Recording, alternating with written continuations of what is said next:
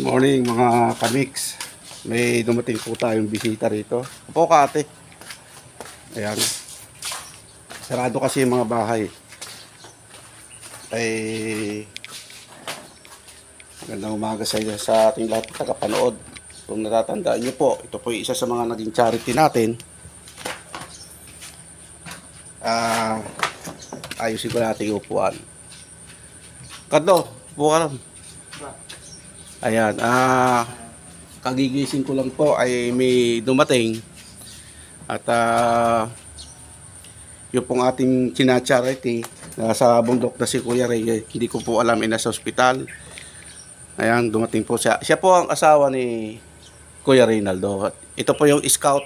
Siya po yung nakatuklas dito kay Kuya Ray, si Cardo. Yun po laging kasama natin. So nagpunta po siya rito para humingi ng tulong. So, ilang araw na daw sa ospital? Pakilakas mo natin. 3 araw po. 3 araw. Ayun. Ay, ano po ang naging sakit niya? Nagkasakit ko ang tiyak, hindi siya makaihi. Hindi makaihi. Pero okay na siya. Okay naman po ngayon. Kaya lang, nasa ospital. Sa ospital pa nga po. Ano ang dahilan at napapunta ka rito sa akin? Naisara po ng kaunting tulong at kailangan nung makalabas. Kulang lang po kami ng 3,500. 3,500 lang.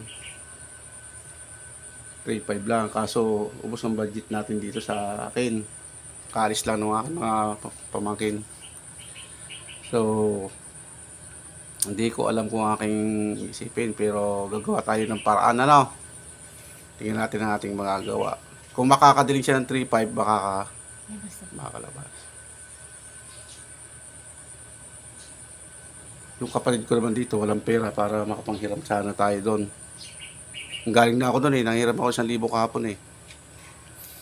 So, ang gagawin po natin, tayo po ay, wala na kayong mahihiraman doon. Wala din mo. Talagang taghirap din ang gawin.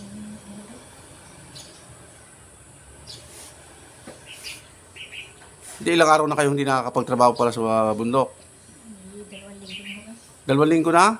Ayan o, kinabubuhay natin doon. Wala ka ako. Ayan, ating pagkain. Isa sa akin. Balinghoy. Buti may nakukunan. Hindi natin, paano kaya natin gagawin dito. So, kaya mo ate, titingnan ko ang magagawa. Tesoro kayo? Hospital? Kailangan niya yung maghapon ito yung makapag na yun. Kay Baldes yata. Ay, dito kay ano dyan. Baldes? Baldes ba? Kay Valdez. May uma. Sa may uma. Ay, doon din ang kay Tesoro Papasok Pero ko sa puti. Gunda Baldes kasi mga. Valdez. Kay Dr. Valdez. Di ka mahalang pala. Sabi ko pala din ay mahirap yun. Tinaningan kayo ngayong maghapon? 3,500 halagang 3. Kahapon pa nga sana. Halagang 3,500 tinaningan kayo. Hindi pa kayo, bawal kasi kayong pigilan doon. May batas tayong ganun. Yung may cellphone yung malugang ko, sinuwan ko lang ako, piniprinta ko na. Para ako kayo makauwi din kahapon. Ay, nababas yung isang madam, hindi daw pumayag na makakalabas na hanggang walang daw payment yung 3,500. Hindi down payment natin tawag doon. Ano ba gawin? Yan, kabayaran na siguro yon. Ay, kung 3,500 lang ang kailangan para lang makalabas Pinasok na namin lahat ng PhilHealth Basta, may inaiwan 3,500, may PhilHealth. Ay, kaya pala 3,500 lang kasi may PhilHealth. Ay, bakit hindi pa nadala lahat ng PhilHealth, ano? Pero at least mura pa rin. Kung walang PhilHealth. Ako nga, wala ng PhilHealth ko, hindi ko nahulugan Hindi ang problema ko. Ha? O, kita mo, 3,500 lang ang 3,500 lang. pera gamot. Kami naman napatakbo talaga dito. Walang-wala. At gasolina nga namin, papugak-pugak pa. Makarating lang ako sa ospital. Kayo sa sasakyan? Yung kay ito sa kumpare ko, kay parang Inel. Kailangan yung nahirap ng gabi. Tatlong araw na doon, hindi napunta sa bahay. Ha? Tatlong araw na pala doon. Ay, yayakagin pa naman sana kita bukas at nag-uumpisa na ulit ako mag-vlog. Sabi ni Ray, punta ka kay Kuya Tiki. Baka matuto may sasama ka ko sa Ilak mo yung nagabi pa ho, at naka-500 kahapon, ay di pinadala ko doon sa mga bata, wala nga pagkain.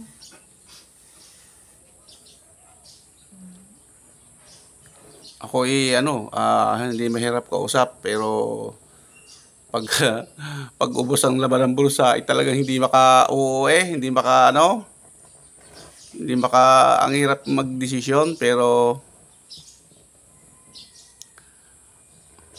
ayun guys, sa mga nakapanood dito, yung ating charity doon, sana may kumatok isang linggo, 2 linggo na kayo walang trabaho. Tapos hindi makalabas sa ospital sa halagang 3,500 lamang daw po si Kuya Ray. Ito po ang asawa ni Kuya Ray. Ano ang pangalan ni ate? Maylin po. Ate Maylin, ayan. Problema nung isang araw pa daw po sana sila lalabas, kaso sa halagang 3,500 ay hindi pa makalabas. Ayan ate,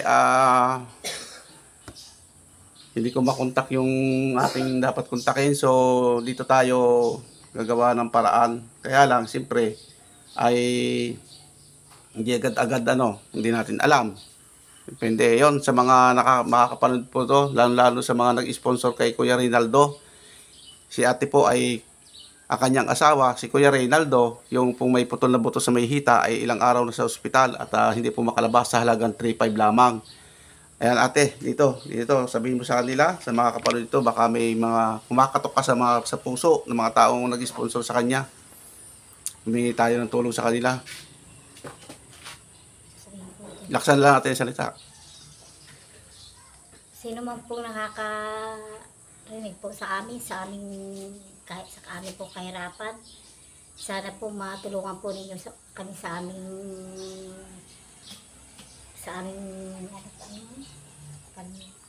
Problema sa ospital. Problema po sa ospital. Dahil si Kuya Ray daw ay nasa ospital. Sa ospital po si Reynaldo Alvaro. Hindi po kami makalabas dahil may utang po kami. Magkano ate? 5 po. Dapat kailan sana ang labas noon? Kahapon pa po. So ngayon pinupira sa kayo ng doktor. Shout Shout out sa iyo, Dr. Pakalan? Valdez. Yan, kay Dr. Valdez. Bawal po yung ginagawa ninyo, Dr. Valdez. Ayan. Pinipigilan nyo yung pasyente. Wala pong nakasaad sa batas na pipigilan nyo pag wala pang bayad. O, na hindi naman nakaltas lahat sa PhilHealth. May PhilHealth naman si Kuya Reynaldo, umabot na mahigit 10. So, may natirang 3,500, ay kulang na lang ay 3,500 para makalabas siya. Ay ayaw palabasin. Nag-iiwan ka ng cellphone? Cellphone. Kayo ng cellphone yung iniwanan mo doon? Sa malugang ko. Para lang may balikan ka ron. Ayaw pa rin tanggapin. Ayaw. O, isipin nyo po mga kamix, cellphone ng kanyang manugang, iniiwan niya kay Dr. Valdez para lang makalabas sa halagang 3,500. Ang magkano ang halaga ng cellphone? Nasa 10,000 yata. Ganyan din. Di cellphone 10,000 ay 3,500 lang. At para may balikan sila pero hindi pinayagan ni Dr. Valdez. Along the highway po yan dito sa may OMA. Ayan, ospital ni Dr. Valdez po yan. Shout out sa iyo, Dr. Valdez. Pasensya ka na, Dr. Valdez, kasi ito yung tao. Sila nagkwento, hindi ako. Halagang 3,500, hindi mo pinayagan pa lumabas yung tao. Wala pong masama dito sa ginawa namin. Ayan. Sa mga makakapanood po ito, kumakatok po kami. Sa humihingi ng tulong ang asawa ni Kuya Ray para lang makalabas sa halagang 3,500. Okay, maraming salamat po sa mga makakapanood ito, sa mga nag-sponsor. Kay Kuya Ray, kumakatok po ang asawa ni Kuya Ray sa inyo para makalabas sa ospital. Pero si Kuya Ray okay na. Okay na. Ayun. Sa bahay na lang magpalakas. Sige, gawin natin, gagawa tayo ng paraan ate ha. Basta pupunta na lang ako doon, ano man ang mangyari. Ayan, hanggang dito lamang po. Yung pong hinaing ni ate kay Dr. Valdez, hindi po sana nagmula. Hindi kay dito kay ate Maylin. Sa halagang 3,500 lang po. Hindi po siya palabasin sa ospital. Sa may puso pong malambot na puso na handang tumulong muli kay Kuya Ray, nangangailangan po ng tulong. Sana po matulungan po natin. Ayan, maraming salamat po.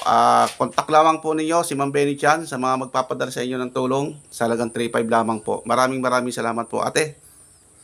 Pasalamat ka sa kanila. Salamat po sa inyo kung mga tutulungan po ninyo kami sa aming kwan po. Okay, sige ate, ingat at titingnan natin ating magagawa ha.